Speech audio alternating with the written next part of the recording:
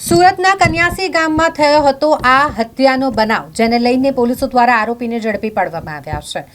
25 તારીખના રોજ આ બનાવ બન્યો હતો કે જ્યાં એક મોબાઈલની લૂંટ ચલાવવા માટે આરોપી યુવકને ચપ્પુના ઘા ઝીકીને ફરાર બન્યા હતા।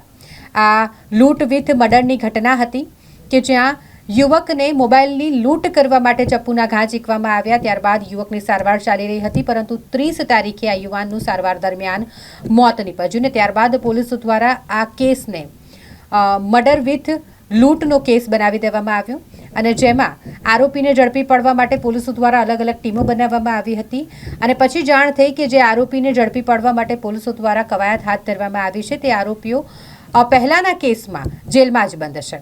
જેલમાંથી તેમને જામીન મુક્ત થતાં જ પોલીસ દ્વારા તેમને ઝડપી પાડવામાં આવ્યા છે। સુરત એલસીબીની ટીમ આ મામલે વધુ કાર્યવાહી કરી રહી છે।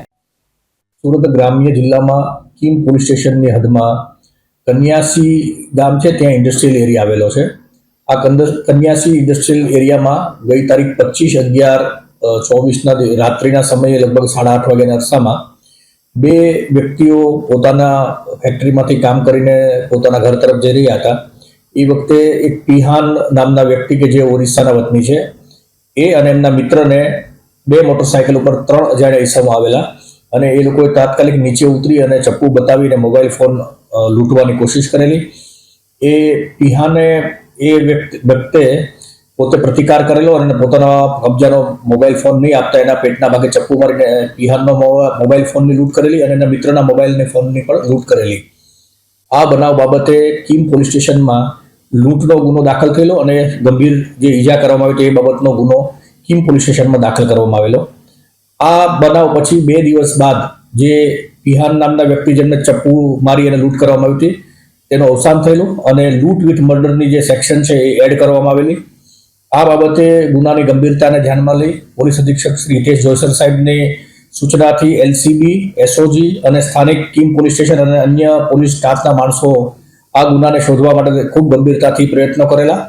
એલસીબીના પોલીસ ઇન્સ્પેક્ટર શ્રી ભટોળ અને પોલીસ સબ ઇન્સ્પેક્ટર શ્રી શકોરિયાએ રાત દિવસ મહેનત કરી ટેકનિકલ સર્વેલન્સ, મેન્યુઅલ સર્વેલન્સ, સીસીટીવીના એનાલિસિસ અને પોતાના ગુપ્ત બાતમીદારોને કામે લગાડી ઘણા બધા લોકોની પૂછપરછ કરી, ઘણા બધા સીસીટીવી કેમેરાઓને ખંગોળ્યા। આઈસીજીએસ અને ઈ ગુજકોપ જે પોર્ટલ છે એની અંદરથી ભૂતકાળમાં પકડાયેલા ગુનેગારોની માહિતી મેળવી અને ત્યાર પછી ઝીરો ઇન કરતા આ ગુનામાં કુલ 3 ઈસમો 2 મોટરસાયકલ લઈને ગયેલા અને એમના નામ મળેલા।